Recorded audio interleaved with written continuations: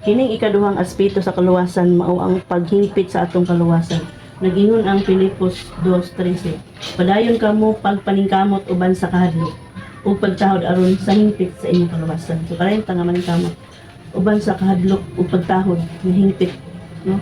Kinahanglan nga natay pagpaningkamot tahod ang Ginoo.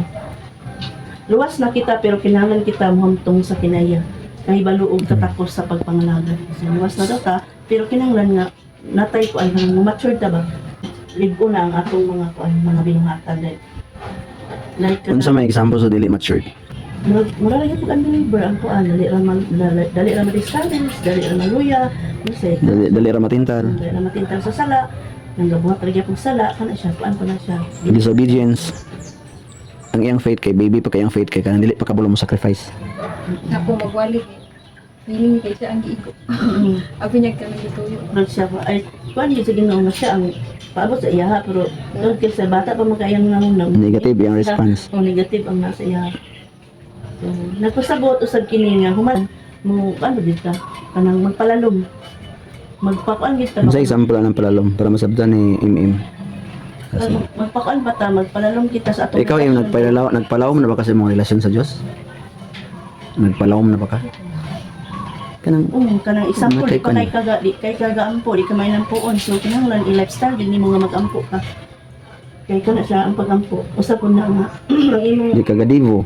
imong relasyon makuan gid mo kay makiistorya na makaana sa Ginoo. Nagpalawom na ka sa imong relasyon kay kung pangitan na kay lakaw mas unahon gid nimo. Gusto sa batay pa maglawom ng relasyon kay mas unahon na pa makailang priority. Dapat priorities mo. Sa atong relasyon kaniya, ingon ang Colossus 2:6-7. Sangat gidawat naman ninyo ang Ginoo si Kristo Jesus pag kinabuhi kamo nga hinio sa kaniya. So, kinahanglan nga atong pag kinabuhi nga kuan gid ta kanang nagid sa Ginoo. Ipatidlom pag-ayo diha kaniya. So, grabe gid ipatidlom. Ipalalom mo ano na siya. Palalom kinahanglan dugangan pa nato ang atong unsa ba atong gibuhat sa Ginoo kinahanglan pa atong idugang like magsimba ra ka kinahanglan ka napagid kay buhaton like cell group ana like devotion mga prayer mo na siya ang pagkuan patidlong pagid kaniya ang inyong mga gamot ug ipabarog ang inyong kinabuhi diya kaniya ug lig-una ang inyong pagtuo sumala sa gitudlo so ipalig-on gyud kinahanglan pinagamot ipabarog ang inyong kinabuhi lig-una diha ang inyong pagtuo diha sa Ginoo pinagamot gid ba kanang kinahanglan nga kung sa may kuan sa may mga kung sa itong kinabuhi, kinahanglan ato yung ligunon atong pagtuo, kinahanglan nakagamot gid ka nga, masimba gid ko karon kay sa Ginoo ni nakagamot gid ang pagtuo nga kung di ka makasimba, lahi ra gid ang imong kuan. Na kay example anak kanang kay ato mong siguro ang relasyon mo gud sa Ginoo. When we talk about faith, it is about relationship with the Lord.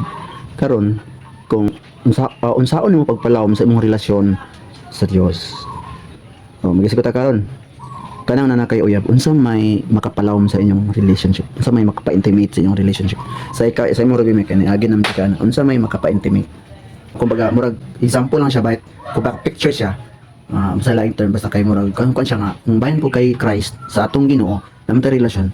So kung unsa imong application sa human nga intimate relationship, murag mahimo siyang picture, mahimo to example sa imo. Ang mag-date. Mag-date, so we give time to each other. Intentional. Intentional Dating, sa pagod. communication. Kuan. Makagod. Giving, honor, pag-honor, paghatag, tinuon na. Usapon na siya. Huwag katong communication. Kaya kung walay communication, dili mahimong strong, dili mahimong malawom. Kanang, kung example lang, may tao nga, kanang dagan siya uyag, duha o tulo na. Kung naman gi-isa na, nga mas dito gid siya na, dito gid nahulog yung loob, dito gid siya na, nibati o guan. Bugat gid ka. Kung asa ang naay time, mas gi-priority. Mabili sa Bible, you cannot serve two master. Nagbuot pa sa bot anak, di pa ka Diyos na ginimo imong kwarta, di pa ka Diyos na ginimo imong trabaho, wala. Mas dili na Diyos si Lord sa imong kinabuhi. Dapat siya ang Lord, dapat siya ang labaw sa imo ha. Yan na siya.